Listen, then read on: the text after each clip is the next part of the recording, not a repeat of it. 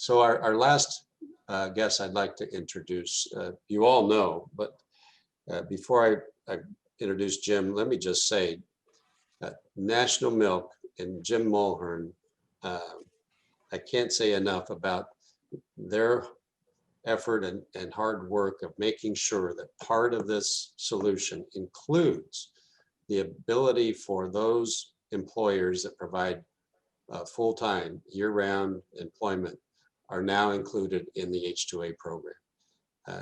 Dairies, other parts of the industry are truly going to benefit from this, and it wouldn't have happened without the hard work of the National Milk Organization, and Jim Mulhern obviously is a big part of that. Jim's a veteran agriculture and food policy leader, and gosh, maybe even has Chuck beat in the longevity of his service.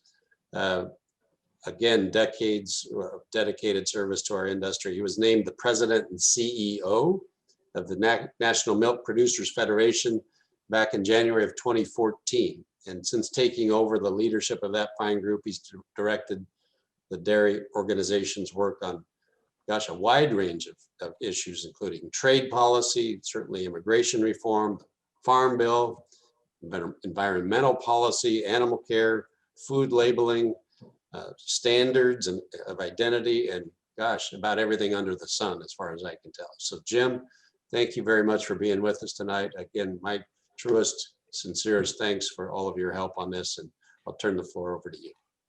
Well, thank you very much, Congressman. But the thanks really goes to you and to Congresswoman Lofgren, the work that you have done, and all the colleagues you mentioned. This has been an incredible journey, but we wouldn't be here tonight without all of you staying at it, working through thick and thin. Even when things looked grim and dim at some points, you didn't give up. You kept pushing, and that's a tribute to your hard work and to really everybody that's that I'm panelist with. It did take a give and take. Arturo, we go back to 2 summers ago almost to when we were in those heavy negotiations. It's been a long time coming. Got the bill done back in December of 19 through the House. Congresswoman Lofgren, as you said, this is the second time through, and you should get extra credit for that to do this twice on a very, very difficult issue. And I'll be very brief, but just I want to reflect that all of us in agriculture know how essential our workforce is.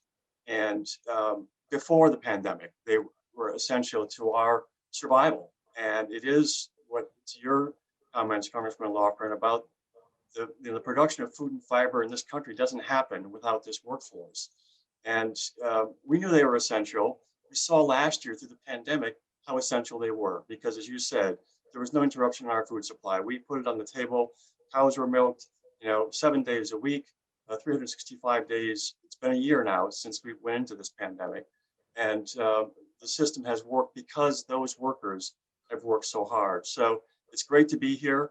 But Congressman Newhouse, as you said, it's only one step in the journey, and there's a big step ahead of us. But to celebrate tonight, this bipartisan victory is so, so important. And now it's on to the Senate. And I just want to echo the comments of all of you that that's where we have to get this done. And we need the same kind of bipartisan leadership and bipartisan support in the Senate to move this bill. It's been a pleasure for us to work with all of you. For dairy in particular, we have most of the milk in this country comes from farms that employ immigrant labor. And we know that much of it is undocumented. Those folks have worked very hard for very many years. And it's time that we bring them out of the shadows and give them the legal recognition that they deserve. But importantly for this bill as well, it puts dairy into the H-2A program. And that's critical because it's one thing we need to legalize our workforce, but we're going to be back in this situation in a number of years if we don't have a flow of labor in the future.